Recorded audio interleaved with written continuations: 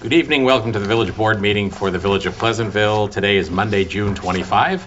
If you are watching live on Monday, June 25, we encourage you to call in. Our call-in number is 769-1677. Our next regular meeting is Monday, July 9 at 8 with a work session at 7. As always, you can catch us on either Verizon or Cablevision Cable TV, and you can also catch us on PCTV76.org with a live webcast as well as on-demand webcast, which goes up a couple of days after the meeting and allows you to skip the parts that bore you. Had a few announcements to make. The first was it's, as is always the case, come the end of June, a lot of graduation-related stuff going on, and I was guest at the BRS graduation, the middle school graduation, and the high school graduation, all great events, and congratulations to all of the families who have graduates from those three schools, including a number of families that had graduates in all three schools. So thanks very much to Mary Fox Alter and to the school board for all the work they do and for including me in that event. I was happy to attend. A couple of other things to announce. Some of you may be aware that there has been some discussion about some 19th century cemeteries in the Old Village on Broadway near the intersection of Church Street that have gone to seed, and we're in the midst of working on the ongoing maintenance of those. New York State law has a mechanism for abandoned cemeteries that would involve the town of Mount Pleasant. It's an ongoing process, but we have solicited some volunteer help in the meantime and are optimistic that we'll be able to restore those to reasonable condition while the long-term solution is found. And I also wanted to note that some of you may have heard we have had call-ins lately about truck enforcement on Bedford Road, which is not the truck route through the village. And the police have been working on truck enforcement, and so far in the month of June, the police have issued 12 summonses related to commercial vehicle enforcement on Bedford Road, and also have had 17 warnings of those violations. So we continue to apply some resources to that problem wherever we can, and I think we should be able to see some results fairly soon. Also wanted to mention, as I promised our recycling committee that we would mention their activities. Can't say often enough how worthwhile it is to get to PleasantvilleRecycles.org, all kinds of useful materials there. But tomorrow is the last day to order a compost bin at a very low price that can be picked up in Pleasantville. So if you're interested in doing that, get yourself to PleasantvilleRecycles.org. I think you need to do that today. Tomorrow is the deadline at 2 p.m. They also have some information about labels, how to recycle labels that make it easier for everybody to understand what is recyclable and what isn't in the new world. With plastics number 1 through 7 all recyclable, there are still some things that can't be recycled, like styrofoam cups and the like. So more information about that is always available at PleasantvilleRecycles.org. And thanks to our friends who are really doing an extraordinary job in the recycling committee, and thanks to our DPW department for getting PleasantvilleRecycles.org on the side of our new sanitation truck. Did anybody else have some announcements to make? I just wanted to mention, I don't know how many people get it, but there's a newsletter that comes out by the Clinton Street Senior Center. They do wonderful things down there, but they are always in need of volunteers. So if anyone is interested in volunteering, you can contact Virginia Pancotti, and her number is 769-2021. Thank you. Thank you for reminding me of that. Today is day one of the hydrant flushing project. So we mentioned a couple of weeks ago, but it always generates a lot of calls. A lot of the flushing of the hydrants, which has to be done annually to remove sediment, takes place at night, both because it stirs up debris in the water system that needs to settle out by morning, and also because we are looking to avoid this high demand for water at times when you all need it. So as a result of that, you may wake up at 2 in the morning and find village employees are outside flushing the hydrants. You can check out the information about where and when it's being done. That's up on the website, right, Patty? Pleasantville Yes, it is. Pleasantville-ny.gov. I think it's also on the bulletin board downstairs. But for the most part, just be aware that that's ongoing. It goes on for about a week, and then we're done for a year. So thank you for that. You'll see tonight that we have a resolution for some shared use of property with Henkel Company, which is the company that is seeking to buy the MLA property, and we are working with them over some shared use of property, including the parking lot on Village Lane that is adjacent to the playing fields on Marble Avenue. That is actually part of the MLA property, and we've always used it with the courtesy of the owner, and anticipate that when Henkel becomes the owner of the property, which we hope will happen soon, that arrangement would still take place. So we had a very nice and cordial meeting with Mike Testa, our building inspector, Jeff Econom, our new DPW superintendent, Patty Dwyer, who led the way, and representatives from Henkel. And it's already clear that I think we have a good, strong, cooperative relationship with what we hope will become an anchor of the Pleasantville commercial base. So that's moving along nicely.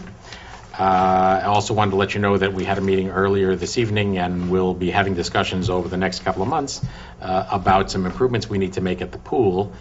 Part of it is mechanical improvement and ventilation that needs to be done in the filter area, which is just plain old maintenance, but our Parks and Rec Advisory Board is also working with Superintendent Linda Bellafato to think about some improvements that we need to make in our pool area and the pool house. We certainly know that there are some maintenance issues there that have to be addressed, and our goal is to maintain a quality facility within the context of a limited budget. So we'll have more to say about that. I have two things I want to mention about the library. I don't know if anybody saw Westchester Magazine, but the Pleasantville Mount Pleasant Library was named the coolest library in Westchester because of their video collection that they do in conjunction with Jacob Burns, so congratulations. But also, they're going to be replacing the roof very shortly over at the library, and it's going to result in some disruptions in service. They're going to have a hotline. They're also going to be posting things on their website. And they're going to be working with the Mount Pleasant Library to work on hours, because they're going to have to shut the cooling off for a little bit when they do the roof. So if they have to shut down the library, you're going to be able to go over to the Mount Pleasant Library where they'll extend hours to the branch, to the other branch. So again, you can call their number and go on their website to get more information. But that's going to be starting very, very soon. Thanks for that, and it's a good opportunity to remind people. Not everybody realizes it, but the library, both the main branch here in Pleasantville and the branch in Valhalla, are part of a long-standing intermunicipal agreement that the Village of Pleasantville and the Town of Mount Pleasant have, where there is a more complicated formula, but the Town of Mount Pleasant pays approximately 2/3 the cost, and the Village approximately 1/3 the cost for those library services to the entire Town of Mount Pleasant. So John Fearon, the library director, has been the Energizer rabbit when it comes to facilities improvements, and many of you have seen recently the work they did in the front that got rid of the sloping areas that used to be a popular skateboard spot. Sorry, skateboarders, but pedestrians are now a little bit safer than they were. So, anybody else have? And it looks just great. The neighborhood plannings are terrific. They did a great job. All right. Any new business or comment from the public? Again, our call-in number is 769-1677. If not, I would make an announcement that the Verizon customers aren't getting sound, but they're not going to hear me. But they're not getting sound because they are now? Okay. Oh, that's great. Welcome back, Verizon customers. We'll go to the resolutions. Colleen, number 127. Resolved that pre-check register dated June 25th, 2012 for fiscal year 2011-12 covering wire transfer 72619 and check numbers 72620 through 72647. Also resolved that pre-check register dated June 25th, 2012 for fiscal year 2012-2013 covering wire transfer 72648 and check numbers 72649 through 72739 have been reviewed, and they are hereby approved and listed below. for fiscal year 2011 through 2012 from the General Fund, Water Fund, Capital Fund, Refuse Fund, Pool Fund, Trust and Agency Fund totaling $169,434.69, and for fiscal year 2012 through 2013 from the General Fund, Water Fund, Refuse Fund, Pool Fund totaling $447,919.58. Is there a second? Second. Comments or questions? It reminds me of an announcement I forgot to make previously, and that is that some of these wire transfers have to do with the Pleasantville Music Festival. Our Pleasantville Music Festival is coming up in just a little less than 3 weeks. It's Saturday, July 14. Pleasantville residents can buy a discounted ticket at 4 locations in downtown Pleasantville. They are Cold Stone Creamery, the bookstore. Help me out. You recall, Patty, the other? I just posted it. The bookstore, you said? It's on the web. You can check and, our All right, check hold our on, I got website, it yeah. here somewhere. Brown cow, I just The posted Black it Cow? today. black cow, I mean. Black Cow, yes. Yes. Did you say that? I didn't, thank you for Art of helping. Stone, There we Art go. of Wine. Was it I got it, Oh, there we Art of go. Wine. Art of Wine. That's correct. Yes. Pleasantville Village and School District residents and employees can get adult tickets for a discount that's $30 instead of $40 at the Art of Wine Village Bookstore, Cold Stone Creamery. The discount tickets are not available online, so it's a significant benefit to get your ticket ahead of time. That expires, I think, at the end of June. That I don't know, So, but I recommend people. Yes, June 30th. Yes, so Right. at any rate, Right at the it stores. looks like a good lineup. All the information is available at the PleasantvilleMusicFestival.org website, and they are also interested in volunteers. So if anyone who's listening is interested in volunteering, you can shoot your information to pleasantmusic@optonline.net. Thanks again to Saul Skolnick and Rich Sarfati, who are the major domos of this venture, along with our partner 101.7 The Peak. But looks like a great day. Saturday, July 14, get your tickets. If we haven't forgotten what we were voting on, which is the check register, all in favor? Aye. Motion approved. Mindy, 128. Resolved is hereby agreed by and between the Village of Pleasantville and the CSEA Local 1000 that, subject to the ratification of the membership of the CSEA, the collective bargaining agreement, which expired on May 31st, 2012, shall be extended for a period of 5 years and shall remain unchanged except as modified by the memorandum of agreement dated June 22nd, 2012. Is there a second? Second.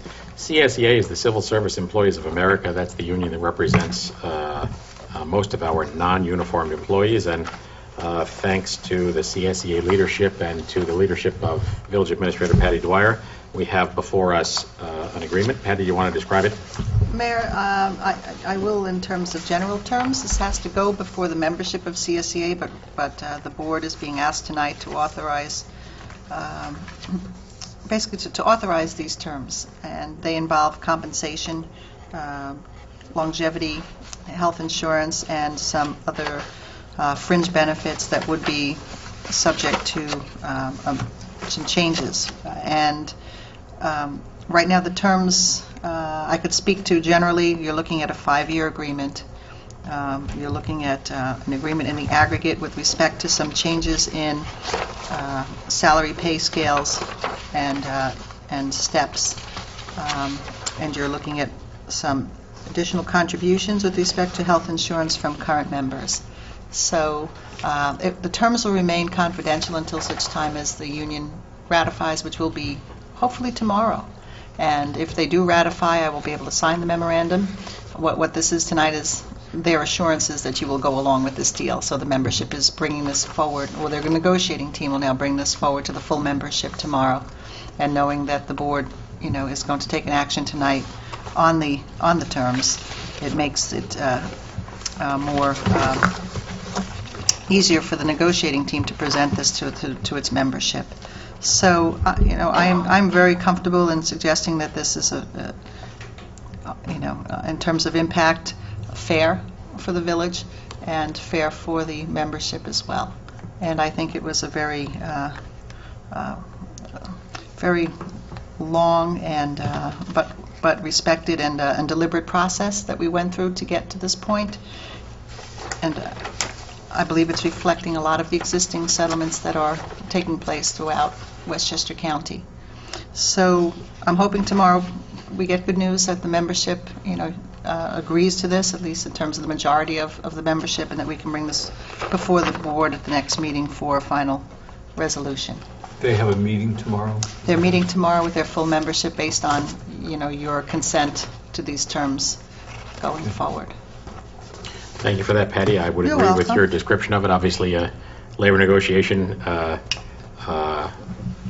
likely produces a result where each party gave up something they didn't want to give up, and each party gets something they sought, and that certainly has been the case here. And I think, as Patty has fairly described it, we have arrived at a fair and respectful place that reflects the shared interest we have in maintaining a sustainable workplace. So, all in favor? Aye. Aye, motion approved. Number 129, right. Resolved that the Board of Trustees authorizes the mayor to enter into a license agreement that will allow the Village of Pleasantville the right to continue its use of a vacant parking lot located on Village Lane for parking and snow storage, and its use of other paved areas adjacent to the DPW complex for recycling and yard activities when title to said property transfers to Zwilling J.A. Henkels. Is there a second? Second. Again, this is the matter I referred to earlier. The so-called MLA property currently owned by Stop and Shop includes some parcels of land that have historically been used by the village, and in our discussions, Henkels is willing to allow that to continue at the point at which they become the owners of the buildings. So, all in favor? Well, I have a comment first, Okay, please. sure. Patty, in section 4, Okay? the village will provide all necessary equipment and personnel to maintain the licensed property in a safe and aesthetically attractive condition. I assume that it's just carried over from our previous agreement that we are supposed to, we are Yes. supposed to maintain that property. Well, I don't know what the village agreed to with respect to Royal Ahold in our current use, but what's happening now, the Planning Commission will make Henkels pave that lot and stripe that lot, and we will be on that lot, occasionally with heavy equipment and machinery to move snow and do other things, and what they're asking us is to always leave it the way we found it, essentially. Okay, so Henkels has to pave it and stripe it because it needs, Yes. it's all dug up. Yes, they do. I'd also, there's an abandoned bus in that Right. property, Right. and there's, the next door neighbors are parking their trucks there on a daily basis. Yeah, I mean, they're on that, we can't police it for them, we don't really have the right to do that right now, but And they of know course, it. Henkels doesn't own it yet anyway, Yeah. so... All right, They but know my point is that I think that if we're going to use this lot as we have been over the years, and it's mostly for parking for our recreation fields and the storage of snow also, we do drop there in the winter. I think it's benefits everybody involved if we make some more improvements to that lot if we can. Fencing, signage, about playing on the ball field. And overnight parking restrictions, No all of overnight that. parking, and really put the regulations up there if we're responsible for that lot, which I think we should be to an extent, because it is our sports teams that are using that lot, also the football games. And there's a lot of spaces that I know that during any given football game on a Friday night, a larger area can't be parked in because there's people that set up volleyball in that lot. In the lot? Yeah. Okay. And That can't- I'm just that can't saying, be. I think we need to. Yeah, well, right now, we have no... Use the lot Yeah. and. We don't have and any leverage, but I like what you're saying, Well, because we and- need to put it in here so we know what we have a right to Even control. the rules of the field, because I know Linda has a very hard time closing those fields when they're supposed to be closed. And there's no signage going into our fields that say, if the fields are closed, you're not permitted to play on them. I mean, we need some type of rules of the fields out there at that entrance, because when she closes the fields, we have pickup soccer games. They're not even residents in most of the case, and they're ripping up the fields. And they could easily say, I didn't see a sign that said I can't play here. I mean, it would help Mario and his crew and Linda and everybody if we can have better signage, and that is an entrance to our parks. So any way we can help that parking lot to be aesthetically nicer and you know, it Well, would help everybody. I We think, if talked about a number of things, and I mean, it was clear, as I mentioned earlier, that we're going to, I think, have a very cooperative relationship. Henkel does not envision needing that parking lot very much. Their daily employment is about 65 people, and that will be entirely accommodated on the parking lot on the other side, unless one of the employees prefers for some reason to park there. But they do have occasional sample sales, as you know, and there might be an occasion when they will need that lot. But we talked about lighting issues and the like, and clearly the spirit of the discussion was as you described it. And I certainly think they will be happy to have the village's eyes and ears on managing that property as well. What we've had for the last now 10 years is essentially an absentee owner. So I think things will be quite a bit better. There's a, you know, we've still been using it with an absentee owner, and there's a huge crater in the middle of that parking lot, you know. I mean, Well- it's hard to get around there. I mean, is there a reason to think that maybe we should do something, strike some sort of an agreement that we have up at Holy Innocents for that corner lot, which is we maintain for $1 a year, but we retain rights to have people park there? Yeah, I think that would be, Is that I what think you're the more, suggesting? the more control we have over that, it would be a benefit, yes. To answer Michelle's phone call, Village of Pleasantville. Michelle? I said I had to stop my sentence. We're going to have to put you on hold, okay? We're in discussion. I'll put you on hold. Is she calling about this Okay, matter? hold on. About the bus that's in the MLA parking lot? Okay, hold on. But yeah, I think that, She's calling about a different matter? no, she's calling about, I'd just like to finish my Okay. sentence first, and then we can address Michelle. She's talking about the abandoned bus in the lot. Right. Okay. But, yes, I agree that agreement that we have, because it is of public use, that lot, the one at Holy Innocents, as well as this one. I mean, we heavily use that lot. If we get more benefit, not that I want to spend taxpayer dollars on anything, but if we're getting all the benefits, then you have to wonder, you know, for going at the long run, why would they want to maintain that lot just Anyway. for us, except Right. for because they're good citizens, which it looks like they're. Here's my gonna be. take on it, and Patty and I were at the meeting. I think what's proposed here is very fair. Henkel has been generous to us, and we'll have a good cooperative basis to go forward. They clearly need to maintain ownership and control of that property. They need it for their zoning rights, and they will occasionally need it for their own uses, but I think Which is we fine. can look Which is forward, fine, we which can is look fine, forward because- to a very happy relationship here, so it's good news. The amount of money that the village would have to expend, it's all in-house. I mean, if you put up we put up a nice split fence somewhere else on public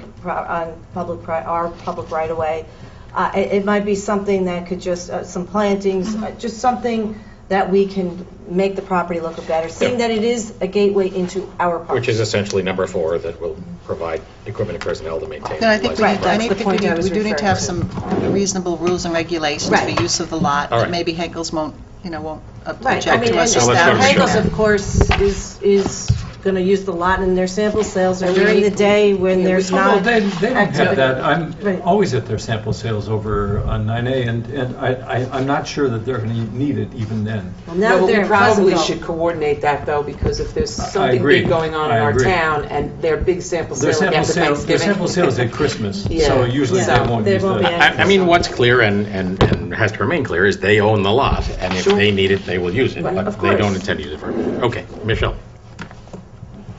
Michelle? Yes, good evening. Hi, Michelle Chia, 386 Bedford Road. I just have a couple of questions. Mindy, I like all the points that you brought up. Signage is very important. Of course, enforcement then becomes an issue.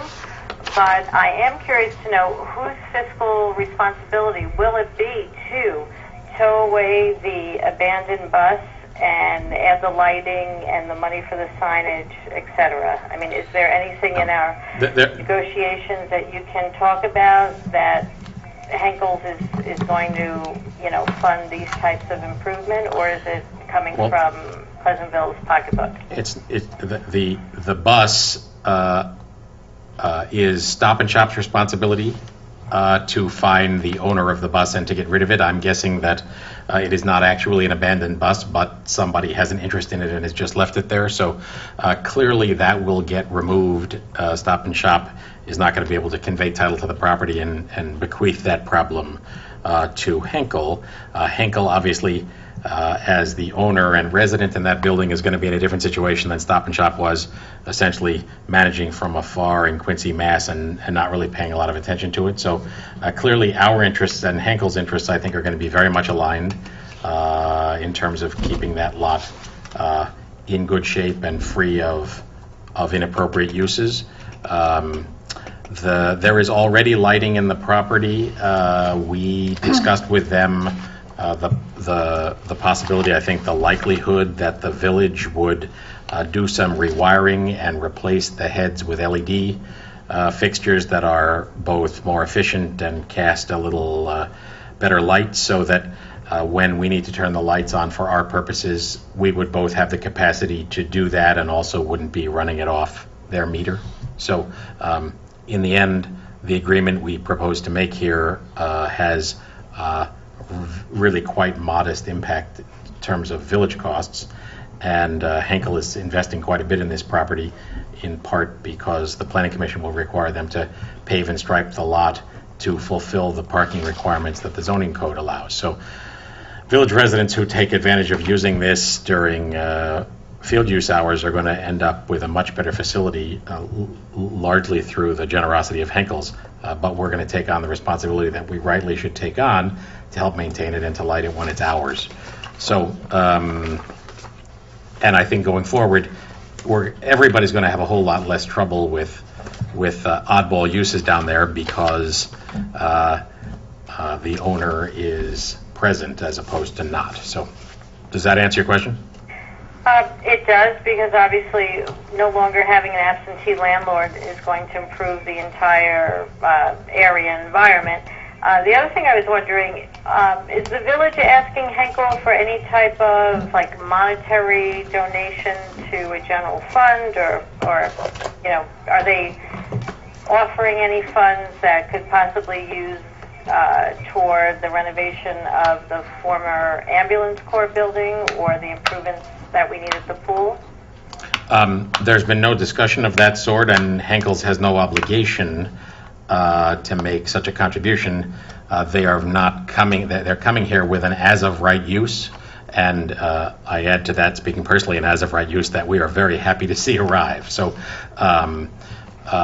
they certainly have no obligation, unlike a situation where someone is coming seeking a zoning change or something of that sort, where they try to provide some inducements to encourage a community to accept their proposal. What I would say is what we talking about tonight, the license agreement to allow us to use this parking lot, is a home run for the village and a manifestation of a generous attitude on the part of Henkel. So I think we can look forward to them being a very good neighbor and a very good partner in our Pleasantville community. But there certainly has been no discussion about a cash contribution. It's not just that parking lot, Michelle, it's also the part of our DPW compound. Yes, I understand. And I'm very happy Henkel's is coming.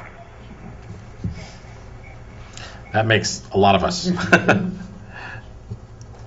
also, I was wondering, when would be the next appropriate time to call in reference to the truck traffic on Bedford Road? Well, go for it. You're on. You're on. I have a hot wire. You are, Mike, right. Go ahead. Yes. Go ahead. Did you have more to say? Well, yes, because I'm very, very concerned to know what the next step is in enforcement and getting the trucks that don't belong on Bedford Road off the road. All right. Well, I don't know if did you hear my comments a little while ago? Because I'm a Verizon customer with no volume. Oh, sorry. But obviously, we have volume now. You're back. What I reported earlier is that the police report that they have issued 12 summons and 17 warnings so far in the month of June to trucks on Bedford Road. So hopefully that's starting to bear fruit. Are you seeing any change in the activity? Honestly, no. Uh-huh. I mean, the traffic is really quite heavy. In fact, I found it ironic one night you were walking home and there was a big Amstel Light truck that rumbled past you as you made your way down Martling. So, you know, it's still there. I'm happy to hear that there is enforcement. And then, you know, my next question is, once these tickets are issued, you know, the next step is to have fines levied or collected. And, you know, I'm just wondering if when these people, if they appear in court, if our Judge Curley is aware of what a terrible problem and nuisance and safety hazard this is to the people who live on Bedford Road and actually all the village residents. He's certainly aware of the concerns that people have had. Obviously, the judge and the justice court are independent in whatever discussions they have with somebody who arrives with a ticket. But, you know, I think it's pretty clear that the average trucker is trying to avoid getting tickets. So if we are able to keep up the pressure, and we certainly intend to do that, hopefully at least the regular drivers will cut it out. Well, yes, I hope so. But I also, from the characteristics of the few trucks that I have seen pulled over in the past, they seem to be the smaller panel trucks that might be contractors or little delivery companies. And, you know, yes, they don't belong on the road. And I see that as maybe those people in those smaller trucks are more of an easier mark than the 18-wheeler Coca-Cola truck that goes down to Jean-Jacques. So I think it's also very important that the enforcement is not selective and certainly doesn't look like any type of racial profiling, because it might be easier to pull over three guys in a white panel truck with Jersey City, New Jersey on their door, as opposed to the 18-wheeler Coca-Cola truck or the car trailers. So I have no reason to think that there's any selective enforcement. Our cops are out there enforcing the rules about truck traffic on Bedford Road at the times they're available to do it. You know, obviously it's... Actually, on Thursday, I was on the same road when that Amstel truck was roaring by, and our police officers did pull them over and issued that particular truck. It was Thursday evening, a ticket on Bedford Road. So it was nice to see with my own eyes that they are really going after, you know, the people that are not doing the right thing. Well, that is very nice to see, and I hope it will continue. And I know that, you know, in the near past or the recent past, there was an improvement, and then it kind of slipped off the radar. So I hope this is something that, you know, maintains its importance, and it, you know, it has to be constantly enforced, because eventually, you know, they'll be trained to know that they shouldn't go down Bedford Road because they're going to get pulled over.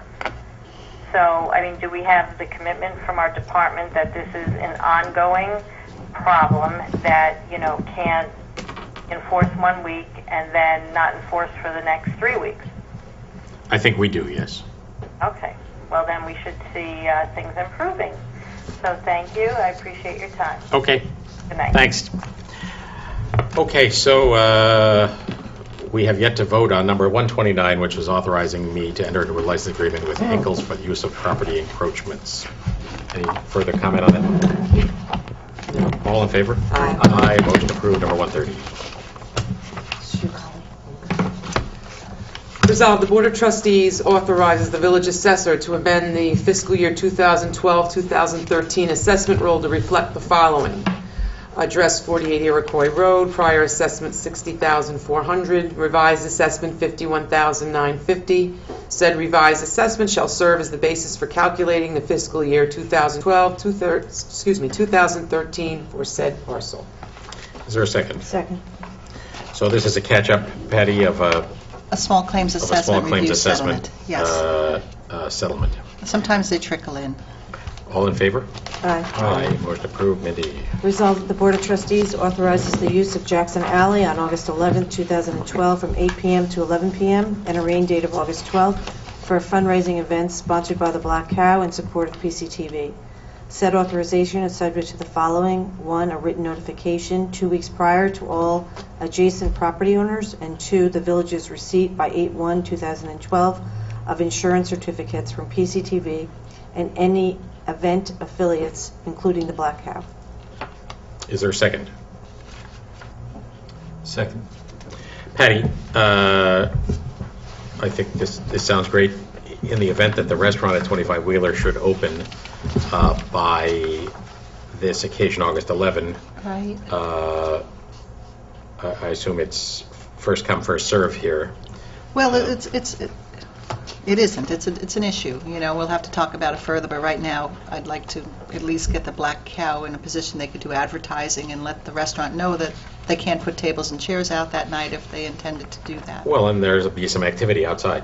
Yes. But I mean, I think it's reasonable to make this agreement Oh, I to do. allow them to do this. Sure. I mean, the restaurant is not opened and hasn't That's been open correct. for a long time, so. But can we get copies? Because I think the last time that we went through this, I don't think that some of the neighbors were informed when No, we that's told one that of they the were. dilemmas. Yeah, that's- So I think we need to see copies of those written notifications and make sure that those neighbors are told. I'll certainly follow up on that. That's This why this I- does not involve music, right? No, but it involves It's a trivia activity contest. and it also, you know, I Right. mean, Noise, it's still a people. matter of... Yeah. Where are they parking the food truck? Yeah. We'll worry about the site Okay. plan issues. Well, that would be an issue also. You know, the goal really is, and I spoke to Marlene and Shane about this in my office when this came up, that PCTV has, I believe, the intent to use with regularity Jackson Alley for fundraising activities. I think that's going to pose a significant issue for the village board, because other communities, you know, associations and groups may want to use property, you know, for fundraising, and typically we don't, you know, have the luxury of providing all of those types of requests and accommodating them. But PCTV is in an interesting position because it is, you know, in proximity to, you know, this type of property. It's right adjacent to an alley and adjacent to a parking area. You know, I think it's in our best interest to talk about perhaps having PCTV use the upper portion of the lot that we have under agreement with Holy Innocents instead of using the alley for some of these things. And I think that they're excited to talk about that going forward.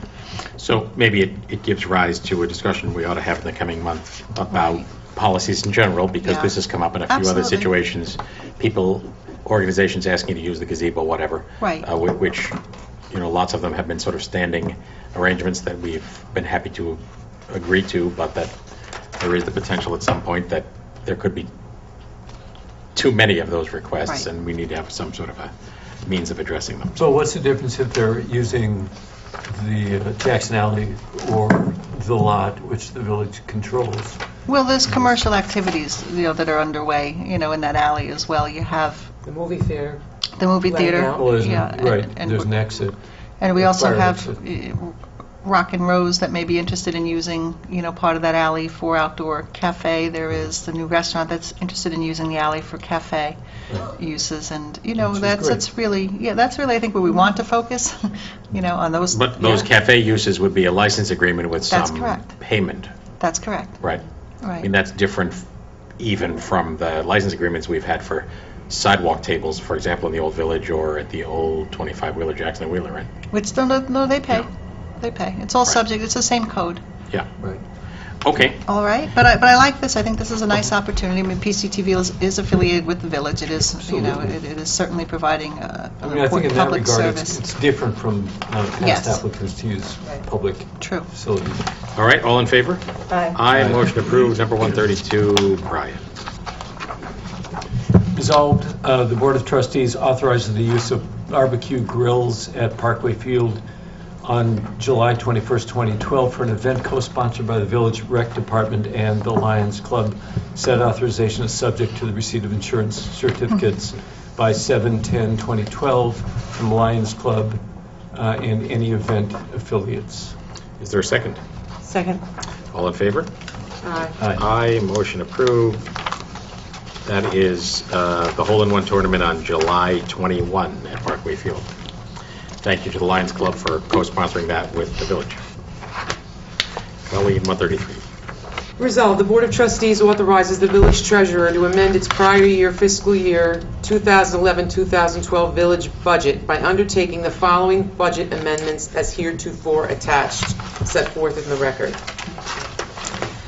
Is there a second? Second. Second.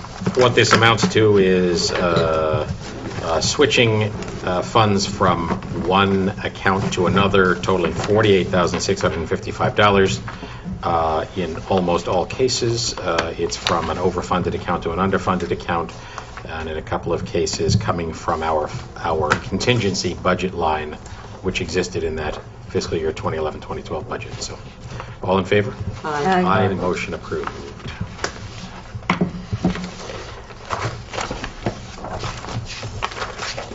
That is the last of our resolutions. Any further new business? No. Anything else to say? Have we Nothing else. exhausted ourselves? All right, let me remind you again that the Pleasantville Music Festival is coming up Saturday, July 14. If you're a Pleasantville Village or School District resident, you can get that discount by buying your ticket in advance. Go to pleasantvillemusicfestival.org to take a look at the lineup and the ticket arrangements. You can also buy your ticket online, but you can't get the discount if you're a village resident. So Saturday, July 14, look forward to seeing you then. Is there a motion to adjourn? So moved. Second. All in favor? Aye. Thank you all. See you again on our next regular meeting in 2 weeks, Monday, July 9.